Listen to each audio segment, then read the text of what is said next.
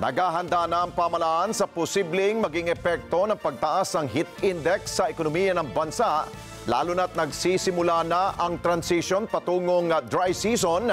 Batay ho yan sa ginawang anunsyo ng Pag-asa DOST ngayong buwan ng Marso. At sa harap po nito, inalerto na rin ng pamahalaan ng Task Force El Nino para makapaghanda at maagang makapaglatag ng plano para mabawasan ang perwisyo na dulot ng tagtuyot. At ayon naman sa Malacanang, target ng gobyerno na iwasan ang malaking pagkalugi sa sektor ng agrikultura, tulad po na nangyari noong pong nakalipas na taon. Eden Santos sa balita. Nagsimula ng maramdaman ang matinding init ng panahon sa bansa. Pero ang Presidential Communications Office nagsabing wala pang impormasyon sa mga hakbangin at plano ng administrasyon ni Pangulong Ferdinand Marcos Jr. kung papaano mapipigilan ang matinding epekto nito sa sektor ng agrikultura. Opo, mag-i-start pa lang po kami kasi magkakaroon po kami ng meeting para po mas detalye. Most probably po, hindi pa lang po na ibababa sa amin kung ano po yung action plans ng DA, SWD, DepEd. Dahil nga kababalita pa lang po nito. So most probably nag-uusap na po sila. Magugunita na noong April 2024 ay iniulat ng Department of Agriculture ang malaking pagkalugi sa agrikultura na nagkakahalaga ng 2.63 billion pesos na nakaapekto sa mahigit 54,000 na magsasaka at halos 54,000 hektarya ng lupang sakahan sa buong Luzon, Visayas at Mindanao dahil sa El Nino. Ma'am, as of now talaga po ay hindi pa po kami nakakapag-usap patungkol dyan. Pero kung ito po talaga ay nakikita po, nababanag po ang matinding epekto po, kikilos po talaga agad ang ahensya para po matugunan kung ano man ang magiging problema sa mga susunod ng araw ng itong napakatinding init na nararamdaman natin. Gayunman, sinabi ni Castro na maghahanda ang gobyerno sa potensyal na maging epekto ng heat index sa ekonomiya ng bansa. Kahit po hindi pa po namin napag-uusapan dahil sabi nga niyo po, ngayon lang po talaga nag-i-start. Pero syempre po, lagi po maghahanda ang pamahalaan patungkol po dito. Kung ito po ay makakaapekto sa ekonomiya natin, ay tayo po ay lagi maghahanda tungkol dyan. Eden Santos para sa Mata ng Agila. Matatag, matapang, matapat. At sa kaugnay na balita, nagpaalala po ang Department of Health laban po sa epekto ng mataas na damang init o yun po yung heat index. Ito po ay kasunod ng anunsyo ng Philippine Atmospheric, Geophysical and Astronomical Services Administration o Pag-asa na papalo sa 46 degrees Celsius ang heat index ngayong araw sa Metro Manila at karatig lalawigan na Pampanga, Nueva Ecija at Olongapo City. Ang 42 to 51 degrees Celsius na damang init ay nasa danger category o mapanganib. Ang temperaturang mula 33 to 41 degrees Celsius naman, inuri ng Pag-asa bilang extreme caution. Habang ang 42 to 51 degrees Celsius kinategorya bilang danger.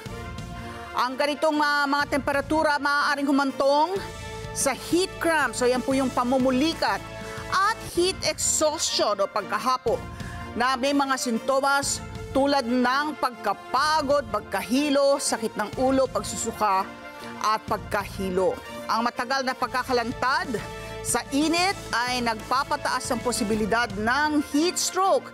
Yan po isang seryosong kondisyon na may pagkawala po ng malay, pagkalito, o kaya meron pong seizure o kumbulsyon na maaaring makamatay kung hindi po ginagamot. Kaya't pinapayuhan po ang publiko na sundin ang mga sumusunod na hakbang bilang paunang lunas. Ilipat po yung tao sa isang malilim at malamig na lugar. Ayusin po ang ventilasyon. Tanggalin ang panlabas na kasuotan ng tao. Maglagay ng malamig na compress o ice pack, malamig na tubig o malamig na basang tela sa balat, lalo na po sa bandang ulo, mukha, leeg, kilikili, pulso, bukong-bukong at singit. Kung ang pasyente naman po ay may kamalayan, hikayatin ng madalas, ngunit mabagal na pagsipsip po ng malamig na tubig. Samantala, muling binuhay ng Trade Union Congress of the Philippines o TUCP ang panawagang heat break sa mga employer na dahil po yan sa pagtaas ng heat index. Ang heat break ay pansamantalang paghinto sa pagtatrabaho upang maibsan ang mataas na damang init. Ginawa ng grupo ang panawagan, makaraang magbabala ang Pag-asa DOST na papalo sa 46 degrees Celsius ang heat index sa Metro Manila at maging sa karatig lalawigan. Batay sa panawagan ng TUCP, dapat ipatupad ang heat break sa mga manggagawang nasa labas nagtatrabaho kapag alas 11 ng tanghali hanggang alas 2 ng hapon sa kasagsagan po yan na matinding sikat ng araw at mataas ang temperatura. Upang maging patas naman sa mga employer, inirekomenda ng grupo na ipatupad ang flexible time o mag-adjust ng working hours. Dapat ding ipatupad ang body-body system. Ikatlong dapat ipatupad ay ang mandatory heat stress orientation session o yung pagkakaroon ng refresher course o training guides upang alam ng mga manggagawa na maiwasan ang dehydration at ma-detect ang heat stress symptoms at magkaroon ng kalaman sa paunang Lunas. Magunita noong 2023 ay pananawagan na ito ng TUCP at ipinatupad naman ng Labor Department.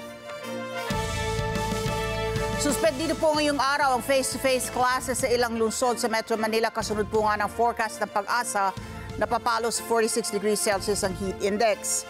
Yan po yung damang init o alinsangan at hindi po yan yung temperatura o yung mismong sukat ng init.